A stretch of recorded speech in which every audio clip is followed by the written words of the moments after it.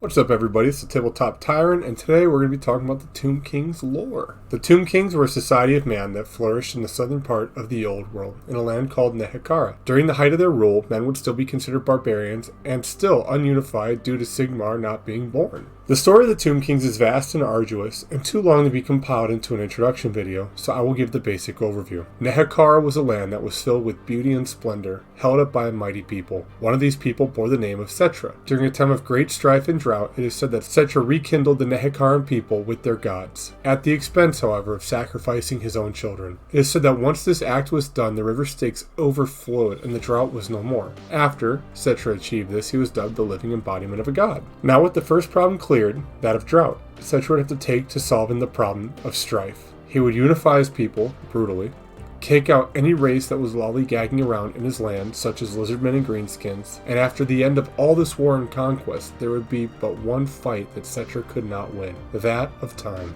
When faced with this problem, he set out to create the mortuary cult. The mortuary cult would be responsible for finding a cure to death, a potion of immortality, if you will. While the mortuary cult was looking for this elixir of immortality, time was starting to run out for Settra.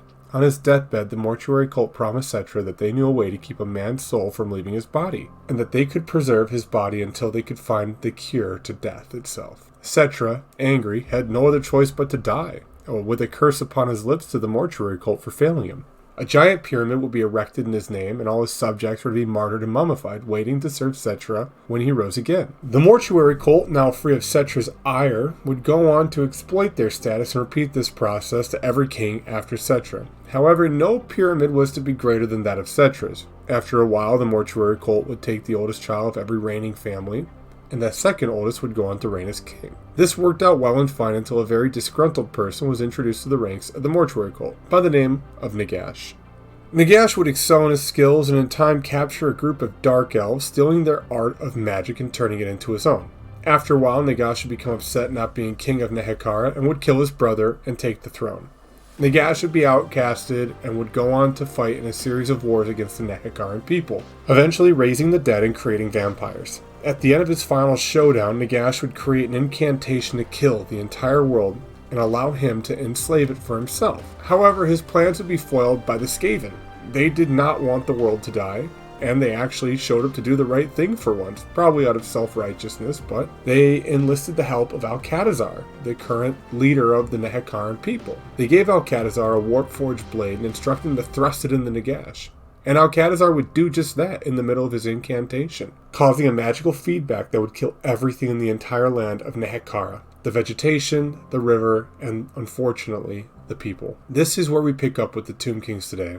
After this magical feedback, Tomb Kings were waking up with their army and waging war for power. That is, until Settra would be awoken. Angry, displeased, and utterly ticked off, Settra would go out quelling any would-be rulers and sending them back to sleep, reinstating his claim to rule and telling those to await for his calling when he needed them to wake up. The army of the Tomb Kings is vast and unrelenting. However, you would be mistaken to think that of the undead would function the same as those led by their necromancer counterparts. The undead of the Tomb King are not slaves to their master, for they still have their souls entombed within their bones. They have the loyalty, devotion, and training that was drilled into them during their former lives. It is because of this that they are to be more feared than those brought up by a necromancer, for they have the memories of their former lives burning through their very bones. However, they did not undergo the same rituals as the king, so they will remember less frivolous things such as their name and who they were before they awoke dead. It is within this soul-trapping rite that the mortuary cult would go on to discover how to trap souls within constructs such as a necrosphinx and the Ushabti. These very constructs were key to defeating Nagash and his army, and now stand ever watchful over the lands, with no need for sleep or care for the ravages of time. However, all this pales in comparison to the mighty kings that led these undead legions. The Tomb Kings are completely sentient beings, and are perfectly aware of their fate that laid their mighty people low. It is said that they live in utter disgust of the mortals around them, especially those would-be thieves who would even think to plunder their sacred tombs for wealth. The Tomb Kings are ever trying to rebuild Nehekara back to her original beauty, and that is why anyone who would think to steal from the dead had better be prepared to face these mighty Tomb Kings' wrath with their legions at their back.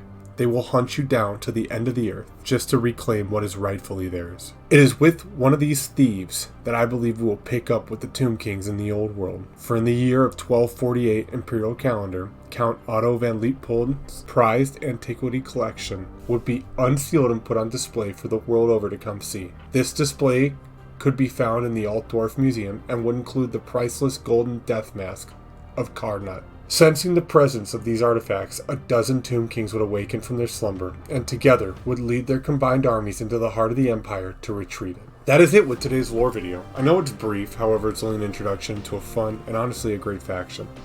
On Tuesday we'll be breaking down the army of the Tomb Kings and their quirks, and talking some speculation of how I think the Old World will bring them back. However, it's just my opinion.